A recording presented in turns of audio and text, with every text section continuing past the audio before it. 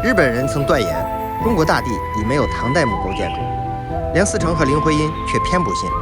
1937年，他们钻进五台山深处，真的找到了佛光寺。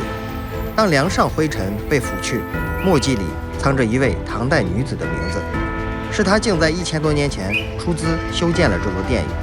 可发现才7天，卢沟桥事变爆发，战火燃起，他们不得不含泪离开，竟成永别。为什么这座大殿在战火中屹立1000年不倒？木头里到底藏着什么秘密？今天就跟随路灯的镜头，推开这扇沉重的唐门，让我们在呼吸的尘埃里触摸一场跨越1000年的相遇。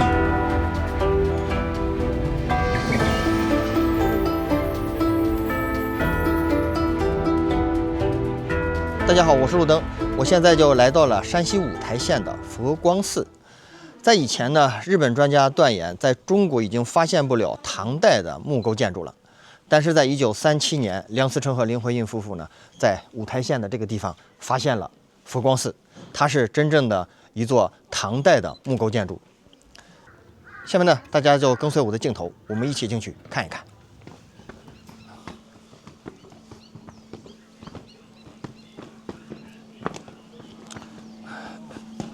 哎呦，人还挺多啊！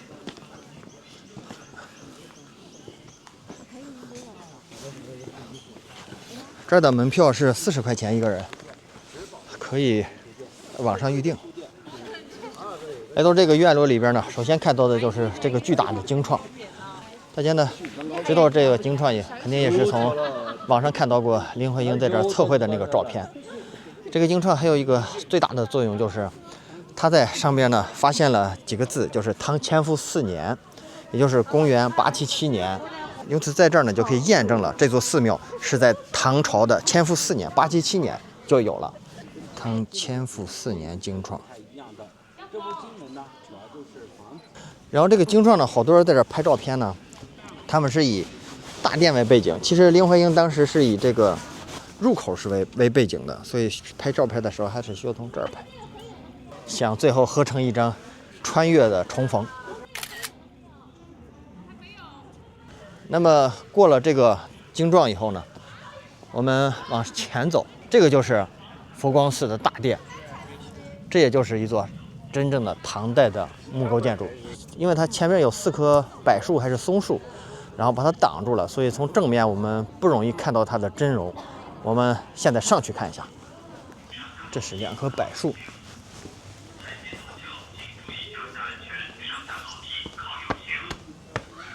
哇，这个台阶好陡啊！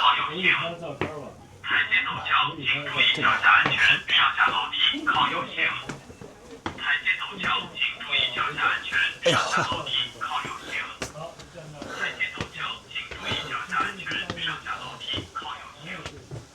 这个台阶太陡了，就是顺着这个台阶上来的。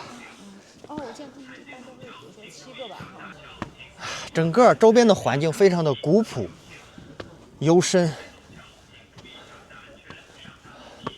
哇，这就是到佛光寺了，佛光真容禅寺。这儿有一个经幢，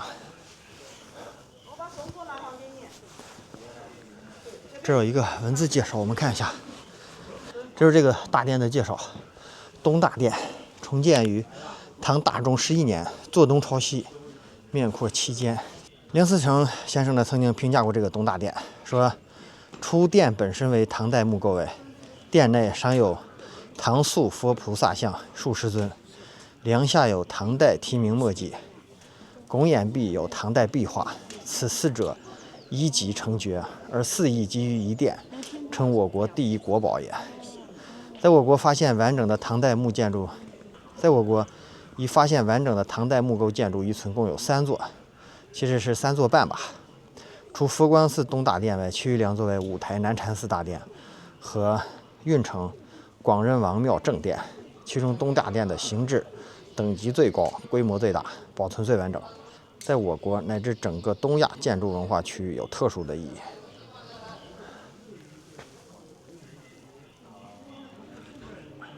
带大家进大殿看一下，这些彩塑呢也是唐代的。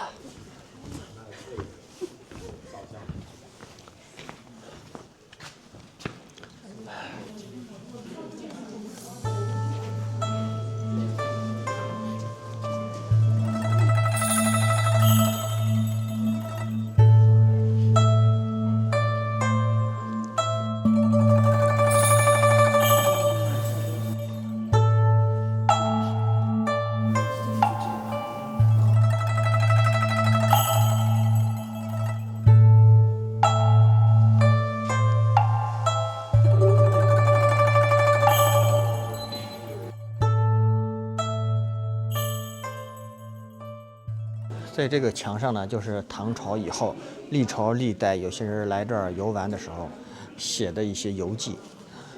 有的地方呢就用玻璃挡上了，因为这里边光线比较暗，所以现在看不清楚。佛光寺应该也没文革也没被破坏。对，文革因为在文革之前已经被列为这个第一批61年，对，61年已经被保护了。然后这个文革时期它就作为这个粮仓，储存粮食，然后贴上这些报纸也是为了堵风防尘的一些。那天下午，佛光寺内的光线比较昏暗，林徽因隐约看见梁上有字儿，却看不清楚。她平日里看书费劲的远视眼，此刻却派上了用场。那些模糊的墨迹，在他眼里反而清晰起来。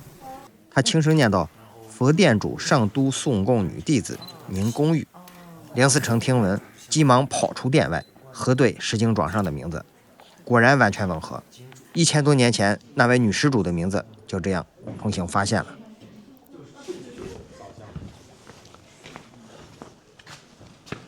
给大家看一下宁公玉在哪个地方，在这个金刚的底下，非常的隐蔽，不容易发现。那个便是宁公玉，一位唐朝太监的小妾。太监死后，把所有的钱财都留给她做功德，她就在丈夫去世以后捐出全部家产，于公元857年在五台山建造了这座寺院。她的名字就被留在了殿梁与石经状上。作为佛光寺的出资建造者，那么为什么他的塑像非放在犄角旮旯，而非正位呢？这或许是唐代人谦卑的体现。他以功德供养佛，而非与佛并肩，这份虔诚就这样经历了1000多年。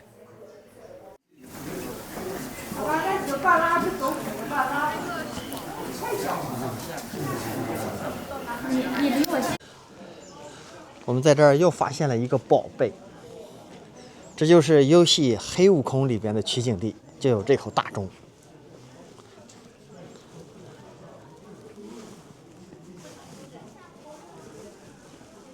哇，这口钟时间也很长了。大家可以在黑悟空游戏里边找一下这个大钟在哪儿。这个白塔呢也是黑悟空里边的，这个塔叫祖石塔，塔高8米，是用青砖砌筑。这个塔身上边没有纪年的铭刻，就是不知道它是什么时候建的。但是梁思成先生呢，从它这个形制上判断它是魏齐的产物。为什么佛光寺东大殿能保存1000年不倒呢？它主要有以下4个原因。一个呢是它这个地基呢在一整块石头上，整个这个山就是一整块石头，保证了它这个地基的稳固。第二个呢，就是山西呢相对来说比较干燥，所以木质结构也保护的比较好。第三个呢，就是因为这里比较偏僻，所以远离了战争。最后一个呢，最关键的就是我们中国传统的这种建筑结构，斗拱榫卯的建筑结构非常的牢固，保证了它的1000年不倒，所以至今保护的都非常的好。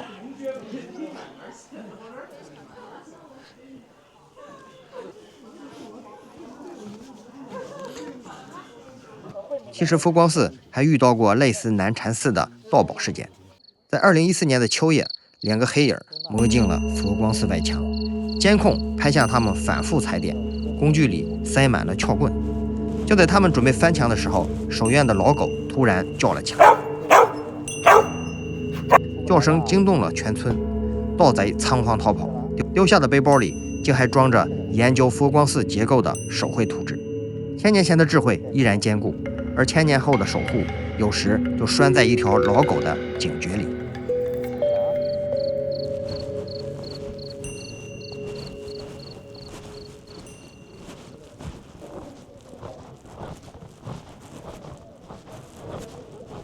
一位游客在抽烟，这些人太没有公德心了，胆大妄为。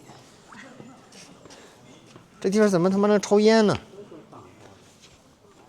这就会清出去的。